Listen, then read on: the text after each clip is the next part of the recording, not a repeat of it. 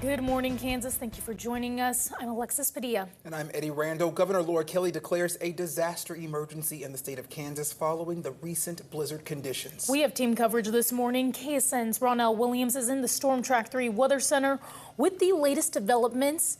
KSN's Mally Jones is giving us live updates along Kellogg. And we are covering road conditions across the entire state right here from the studio. Right here is a live look at Colby, where I-70 is still closed.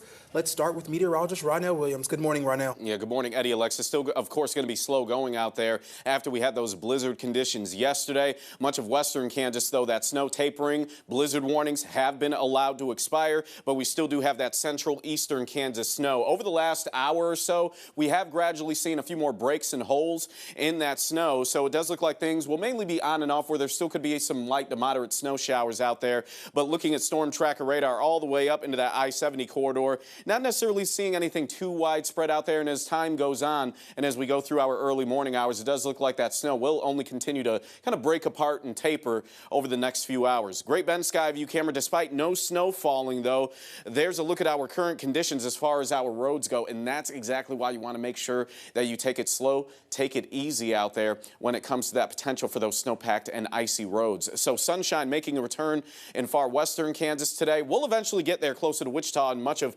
central and eastern Kansas later this afternoon. Just going to be a process. So the snow should be completely done by the time we head into midday and during the lunch hour. Still going to take some time for the clouds to clear out as well. But just before the sun starts to go down, that's when I expect that to happen. Many of us should be able to see some fair skies by the time we get towards the end of the day and just before the sun goes down. I think that's going to be our only silver lining when it comes to our forecast. Winter storm warning. Much of our central Kansas County is going to remain in effect all the way through 12 p.m. or, in other words, until that snow completely clears the area. Also in effect until noon.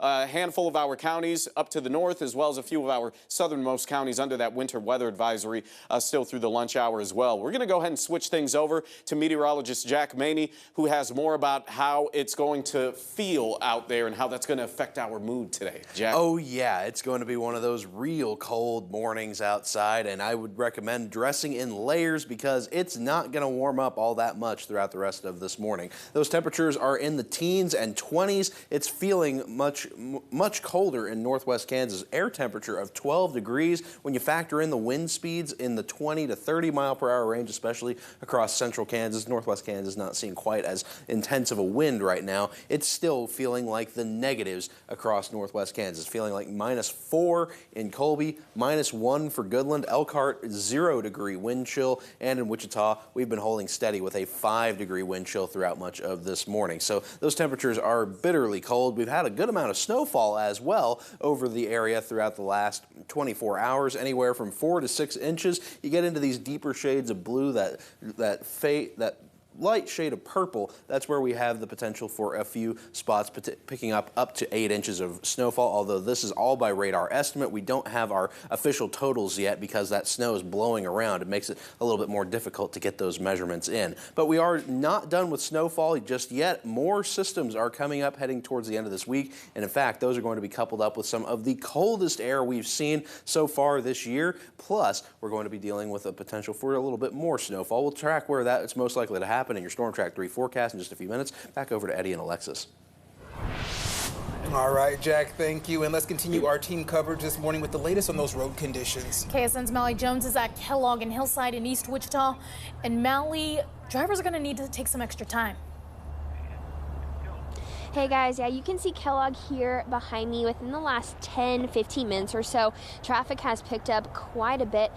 People keeping those speeds at a slow pace. And then here to my right, we've got a neighborhood road here in College Hill, and you can see this completely covered in snow. So as we've gone throughout the city today, some of these roads such as Main Street, Rock Road, those have been covered in snow as well. Those snowplows have been hard at work, but the name of the game today is just slowness. Take it slow, whether you're out driving, whether you're walking.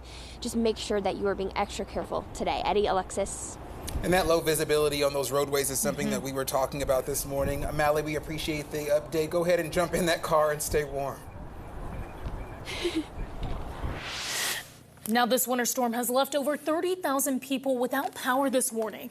This map from powerautages.us shows them across the state, especially out west. The worst hit area is Gray County, the one in red.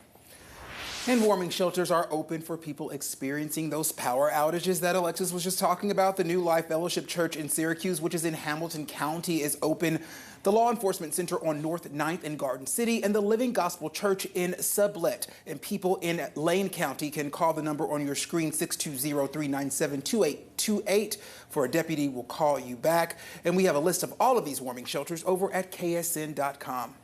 And the snow-stranded people in southwest Kansas, Dodge City, an area pounded by this blizzard conditions. KSN's Zena Taher tells us about efforts to clear those roads. The city of Dodge, now coated with fresh white powder, what started as rain shifted into flurries of snow.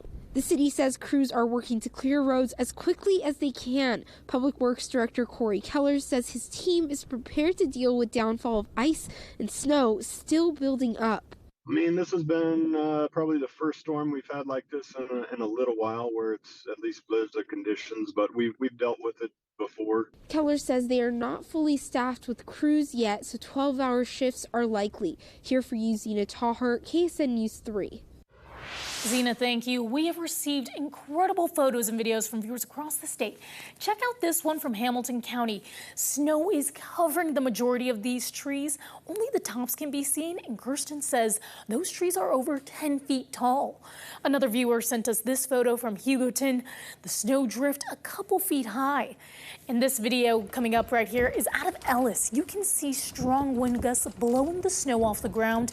The view nearly completely white. Stay up to date on the winter weather with our free Storm Track 3 weather app. You'll receive the latest alerts from our team of meteorologists.